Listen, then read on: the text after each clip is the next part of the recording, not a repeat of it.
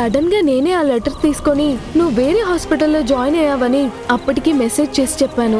నాన్న నన్ను నమ్మినట్టే ఉన్నారు, అందుకే ఏం మాట్లాడలేదు. ఈ మేనేజ్మెంట్లో ఎంతకాలం? వద్దు. ఎప్పుడు అప్పుడు నాన్నకి తెలిస్తే నాన్న భరించలేరు. నాన్న బాధను చూసి మేము తట్టుకోలేము.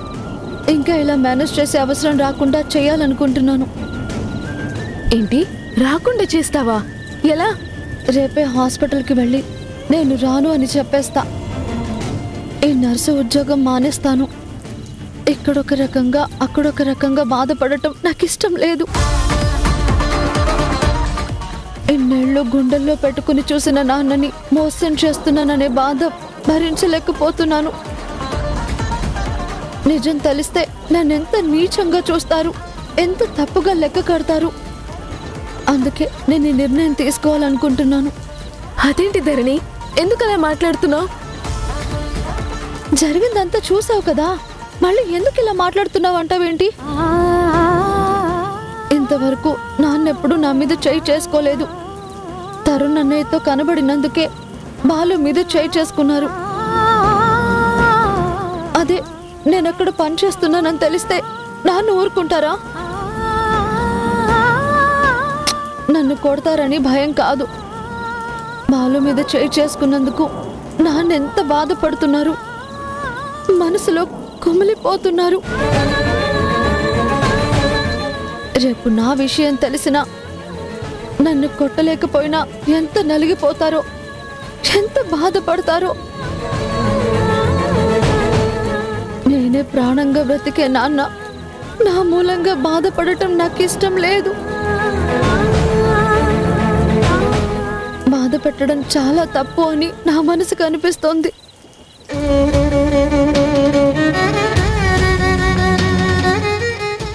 అందుకే రేపటితో ఈ బాధలన్నింటికీ ఫుల్ స్టాప్ పెట్టేస్తాను. రేపు వెళ్ళి హాస్పిటల్లో వాళ్ళకి క్లియర్గా చెప్పేస్తాను నేను రాను అని. తొందరపడకు ధరణి, అలాంటి నిర్ణయాలు తీసుకోకు. అక్కడ ఉన్నది పరాయి వాళ్ళు కాదు కదా, నిన్ను కన్న తల్లిదండ్రులు. వాళ్ళ కోరిక తీర్చడం, వాళ్ళకి దగ్గర అవడం తప్పు కాదు. ఇక్కడ నాన్న బాధపడతారని వాళ్ళకి దగ్గర అవడం మానేస్తావా? అప్పుడు వాళ్ళు బాధపడరా? వద్దు, ఈ ఆర్గ్యుమెంట్లన్నీ వద్దు. ఈ డిస్కషన్స్ వల్ల ప్రయోజనం లేదు. ఇంతకాలం ఎలా బతికానో అలాగే బతకాలనుకుంటున్నాను. నాన్న సంతోషాలు దూరం కాకూడదు. మేము ఇన్నేళ్ళు చాలా సంతోషంగానే బతికాం కదా, మాకేం తక్కువైందని ఇప్పుడు అక్కడికి వెళ్ళాలి? అమ్మ లేకపోవచ్చు, కానీ నాన్నే అమ్మ నాన్నయ్యి పెంచారు. మభ్య పెట్టడం ద్రోహం చేయడంతో సమానం అవుతుంది. అందుకే నేను డెసిషన్ తీసుకున్నాను. రేపెళ్ళి డిక్లేర్ చేసేస్తాను. ఒక్కసారి నా మాట విను ధరణి, ప్లీజ్. వద్దు మధు, నువ్వు నాకు ఇంకేం చెప్పకు. చెప్పి నన్ను కన్విన్స్ చేసే ప్రయత్నం చేయకు. I have already taken a strong decision.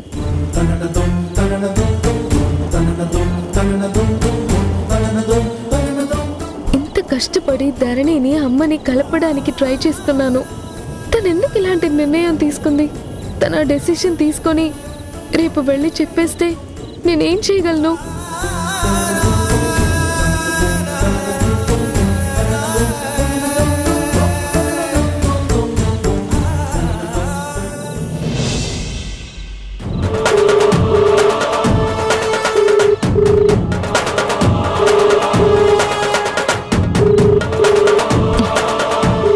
ఏంటి ప్రతాప్ ఇంకా ఫోన్ లిఫ్ట్ చేయట్లేదు? ఇంట్లో ఉన్నాడా, బయట ఎక్కడైనా ఉన్నాడా?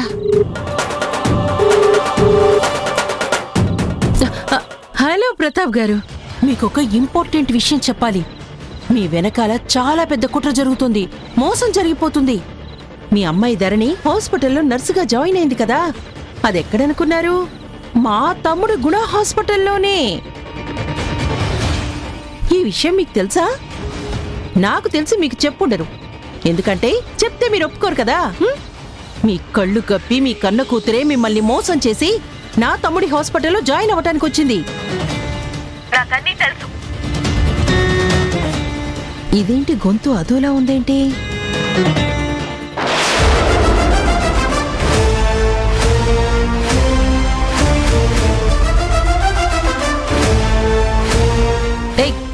మధు, ప్రతాప్కి ఫోన్ ఇవ్వే.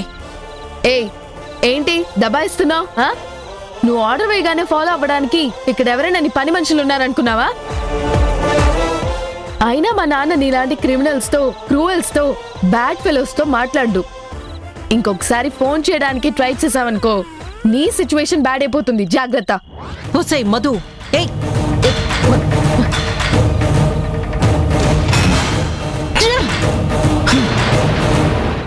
ఈ శక్తి మళ్ళీ ఫోన్ చేసినా చేస్తుంది. ఏదో విధంగా ఈ విషయం నాన్న చెవిలో వేయాలని తెగ ట్రై చేస్తుంది. అసలు ఈ నంబర్ని బ్లాక్ చేస్తే ఏ సమస్య ఉండదు.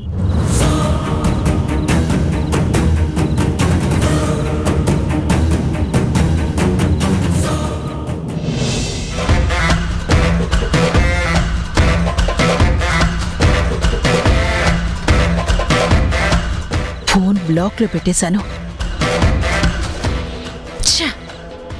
పోయి పోయి ఈ ఫోన్ అది తింది. నేను చెప్పాలనుకున్నవన్నీ దాని చెవిలో పడ్డాయి. అమ్మో, నీకది చాలా జాగ్రత్త పడుతుంది. ఎలా ప్రతాప్కి విషయం చెప్పడం? మధుని ఊరికే వదిలిపెట్టకూడదు. దాని రోగం కుదిరేలా చెయ్యాలి. చేస్తాను.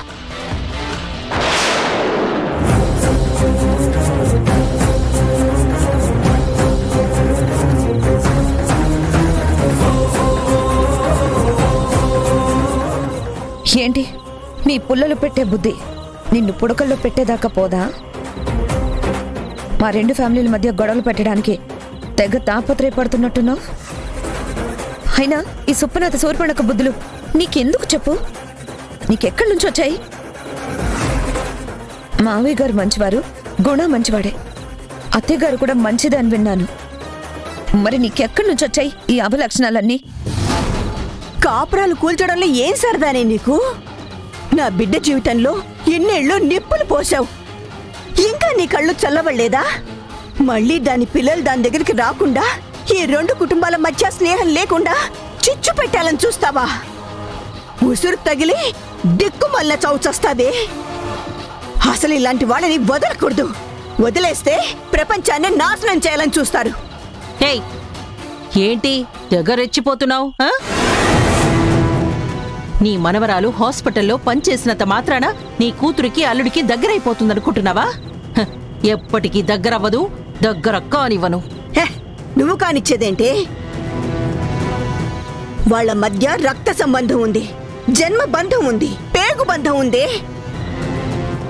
నువ్వు ఎన్ని ముప్పు తిప్పలు పెట్టినా, తల కిందికి పెట్టి కాళ్ళు పైకి పెట్టినా, తండ్రి కూతుర్ని తల్లి కూతుర్ని కలపకుండా ఉండడం నీ వల్ల కాని పని. అలాంటి ఆలోచనలు మానుకుంటే మంచిది. మీరందరూ కలిసి నా బతుకులో నిప్పులు పోయాలని చూస్తుంటే నేను మాత్రం కళ్ళప్పగించి చూస్తుండిపోవాలా? నా కొడుకు కోరుకున్న అమ్మాయిని వాడికి దక్కకుండా చేసిన మీకు మీ కూతురు దక్కకుండా చేస్తాను.